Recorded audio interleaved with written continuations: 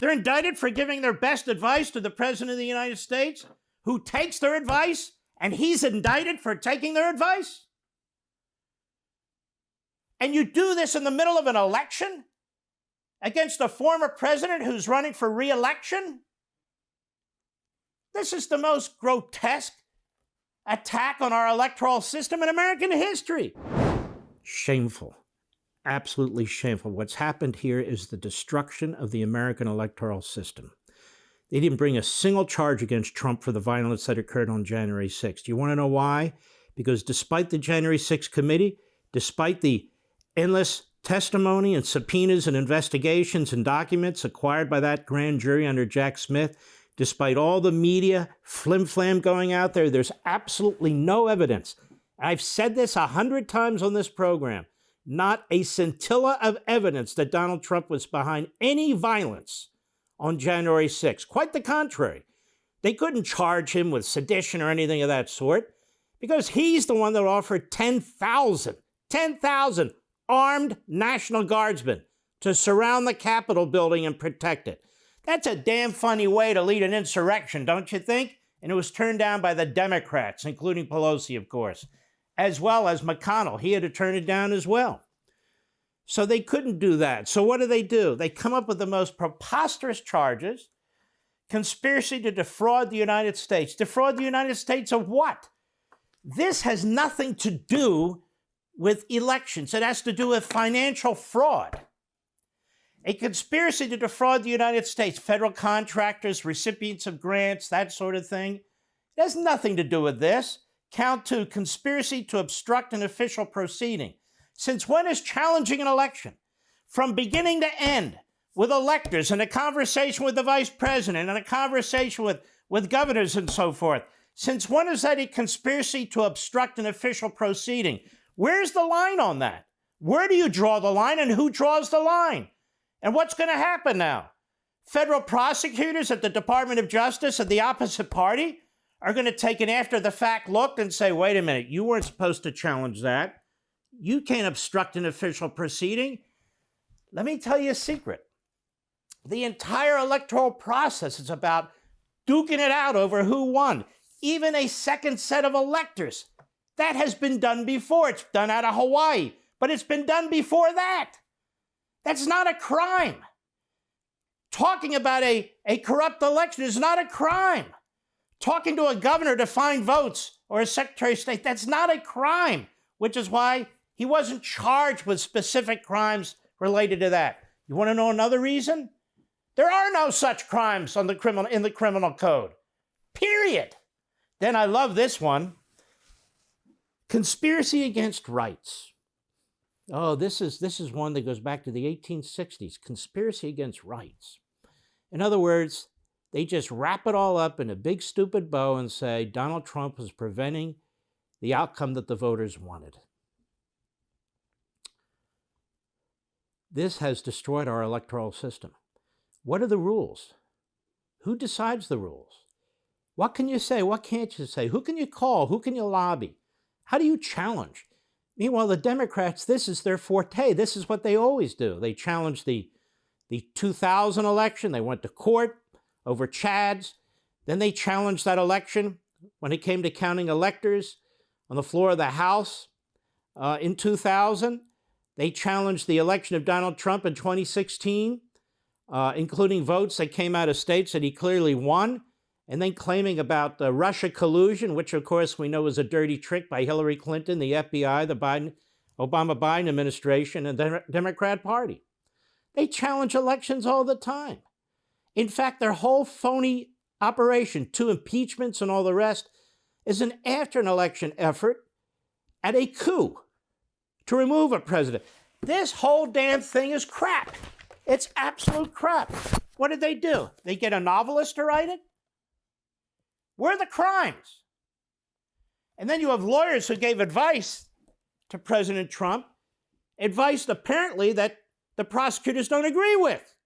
So lawyers give advice to a president, and now they're indicted. They're indicted for giving their best advice to the President of the United States, who takes their advice, and he's indicted for taking their advice? And you do this in the middle of an election against a former president who's running for re-election? This is the most grotesque attack on our electoral system in American history. August 1st is the insurrection, not January 6th. He's the leader of the insurrectionist movement, Jack Smith. And I want to thank the legal analysts there, including my friends on Fox, who finally have figured out that Jack Smith is rogue. We've talked about it over and over here. We've talked about it over and over on radio. We've talked about it over and over on my Fox program. Over and over again. That this guy is a disaster. That he takes the law and he stretches the law. Sunday, on my Fox show, I had Governor Bob McDonnell. It's exactly what he said. That's what the jury said in the John Edwards case in North Carolina. That's what the jury said in New Jersey in the Bob Menendez case. That's what the Supreme Court said in the McDonnell case. So the question is, why would Garland pick this guy? Well, I'll explain it a little bit more in a few minutes. So here he is yesterday making his statement about this disastrous 49-page or 45-page a list of charges. C-SPAN, go. Good evening. Today, an indictment was unsealed, charging Donald J. Trump with conspiring to defraud the United States, conspiring to disenfranchise voters, and conspiring and attempting to obstruct an official proceeding. The indictment was issued by a grand jury of citizens here in the District of Columbia. Yeah, of course. And it sets forth the crimes charged in detail. I encourage everyone to read it. All right, stop. In detail? I challenge you to read this and tell me what the crimes are. This reads like a verbose New York Times editorial that goes on and on and on and never stops. It's just so pathetic that you dress this stuff up in legalese with criminal code citations and so forth, but that's all it is. It's camouflage for what's really going on. Interfering again in a presidential election. This is unprecedented, the piling on of indictments over documents.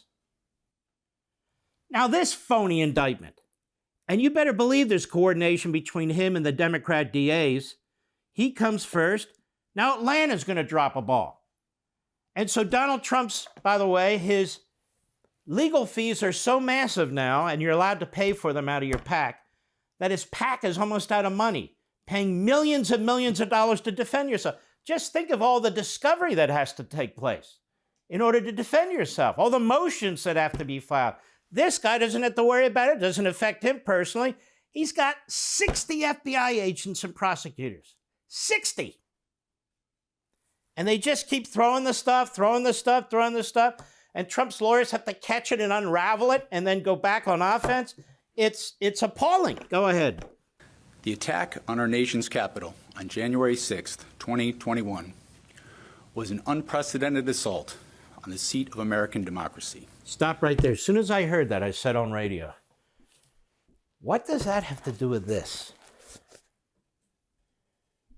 Is he charged with any of that criminality? No.